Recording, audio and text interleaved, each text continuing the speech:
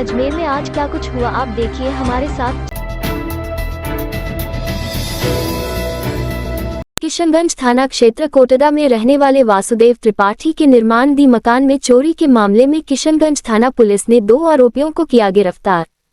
दिनांक 26/9/2023 को Shri Vasudev Tripathi son of Shivdatt Tripathi थाने पर उपस्थित आए। उन्होंने लिखित में रिपोर्ट दी कि उनके नवनिर्मित मकान, जिसका मकान काम चल रहा है, वहाँ से एसी के पाइप, डाइवर्टर, नल आदि को खोल के कोई अज्ञात चोर ले गए, जिस पर मुकदमा दर्ज हुआ।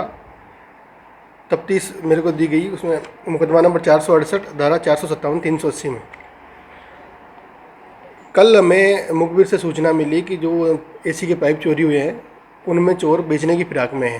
किससे बात की उसने कि बेचने के लिए, तो मुखबिर की सूचना पर उनको लेके आए और उनसे पूछताछ की गई तो उन्होंने वारदात कबूल की और उसके बाद में माल बरामदगी की गई। अभी उनको कोर्ट में पेश किया जाएगा।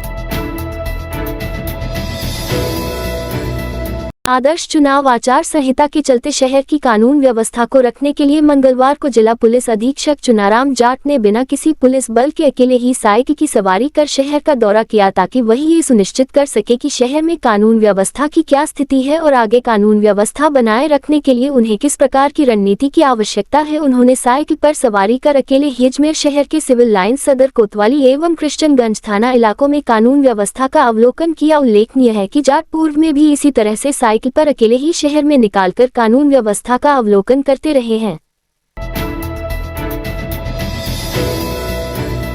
आचार संहिता के चलते निर्वाचन आयोग के निर्देश पर जिला प्रशासन ने प्रदेश कांग्रेस मुख्यालय के सामने से चुनावी पोस्टर हटाने की कार्रवाई की। प्रशासन ने जिला प्रशासन अधिकारियों और पुलिस की मौजूदगी में ये पोस्टर हटाए। पीसीसी मुख्यालय के कर्मचारियों ने भी प्रशासन की सहायता करते हुए पोस्टर हटवाने में मदद की। प्रशासन अधिकारियों ने कहा कि आचार संहिता के चलते निर्वाचन आयोग के निर्देश पर यह कार्यवाही की गई है। शहर में कई विधानसभा में भी प्रशासन ने ऐसी कार्रवाई की है। दिवाली के अवसर पर पटाखों के लाइसेंस लेने के लिए किए गए आवेदनों में से बड़ी संख्या में निरस्त करने के कारण व्यापारी बजे कमिश्नरेट में एकत्रित हुए।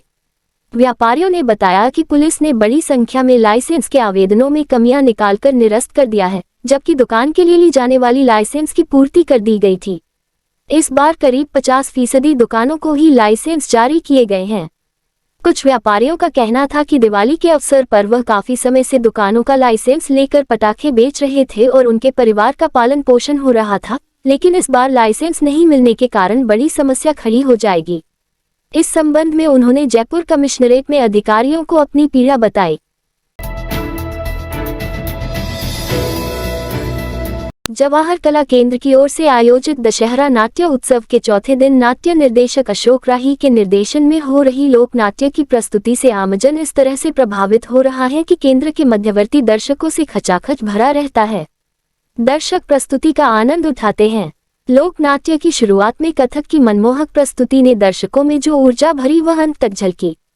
हनुमान ने सिया का संदेश देकर राम की चिंता दूर की। यह मजबूत निर्देशन की बानगी रही कि दोनों की बातचीत के बीच सीता के संवादों ने एकाएक सभी का ध्यान अपनी ओर खींच लिया। इस रात की सुबह नहीं होती जब तक हाथ में उसकी गर्माहट नहीं होती। चाय का प्याला, अखबार साथ पुराना है, मिट्टी से जोड़ता है। खबरों की खुशबू से सारा घर महकता है। हर रंग में ढला कहानियों से किस्सों तक ले जाता है बेरोक टोक। देश के हर हिस्से तक ये हकीकत का आईना है। ख्वाबों को सच करके दिखाता है। दैनिक नवज्योति, आपके लिए, आपके साथ। ये थे आज के मुख्य समाचार। विस्तार से जानने के लिए पढ़ते रहिए दैनिक नवज्योति। दैनिक नवज्योति के YouTube चैनल को सब्सक्राइब करें और ताज़ा अपडेट के लिए बेल आइकॉन दबाएं।